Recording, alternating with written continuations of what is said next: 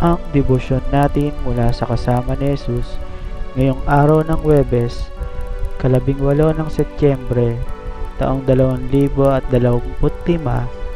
ay pinamagatang Mga Kamay na Nagliligtas.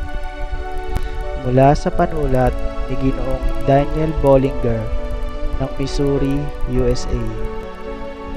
Ang ating basahin sa araw na ito ay mula sa Lucas, Kabanata 10, talata 25 hanggang 37, at ang ating po namang refleksyon ay mula sa Lucas, Kabanata 10, talata 33 hanggang 34, na ganito ang sinasabi.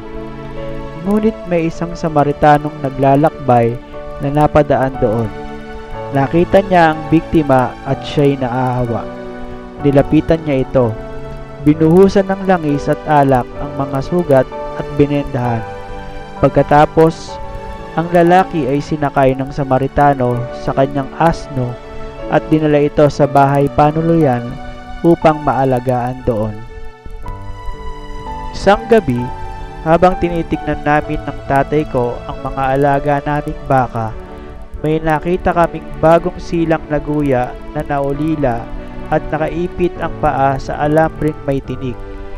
Pagod na siya at hindi na makatayo. Binuhat namin siya sa gitna ng pastulan papunta sa sasakyan at agad naming dinala pa uwi. Nag-aalala kami at iisip kung malalampasan niya ang gabi at aabot sa umaga.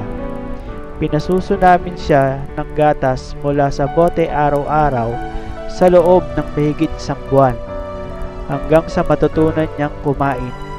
Mabilis siyang lumaki at muli siyang natutong lumakad. Ngayon, may sarili na rin siyang mga anak. Kapag nakikita niya ang tatay ko, lumalapit siya at dinidilaan ang sapatos nito. Parang naalala niya at hindi siya nakakalimot. Madalas, kapag pakiramdam natin ay wala ng pag-asa, madalas gumagawa ang Diyos ng paraan para tayo ay tulungan sa pamamagitan ng ibang tao.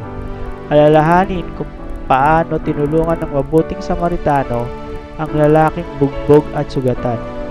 Nilinis niya ang sugat, sinakay sa kanyang asno at dinala sa isang bahay pahingahan para maalagaan.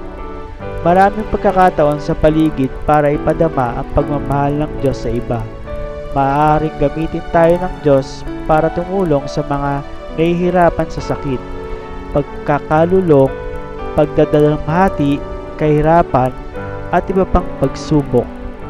At may mga pagkakataon din na tayo mismo ang kailangang tumanggap ng tulong. Hindi natin alam kung gaano kalaki ang mababago sa buhay ng isang tao sa simpleng pagtulong. Tayo po ay manalangin at isama po natin sa ating ipapanalangin ang mga magsasaka at mga tagapangalaga ng hayop. Maawaing Diyos, tulungan mo po kaming tumulong sa mga taong nakikita naming nahihirapan at huwag din sana kaming mahiyang humingi ng tulong kapag kami ang nangangailangan. Amen. Ang ating pong isipin ngayong araw, mas madali ang pagtulong kapag ginagamit ko ang makakaloob na bigay ng Diyos. Isang mapagpalang araw po sa ating lahat. Nawa ay patuloy tayong lumakad na kasama si Jesus.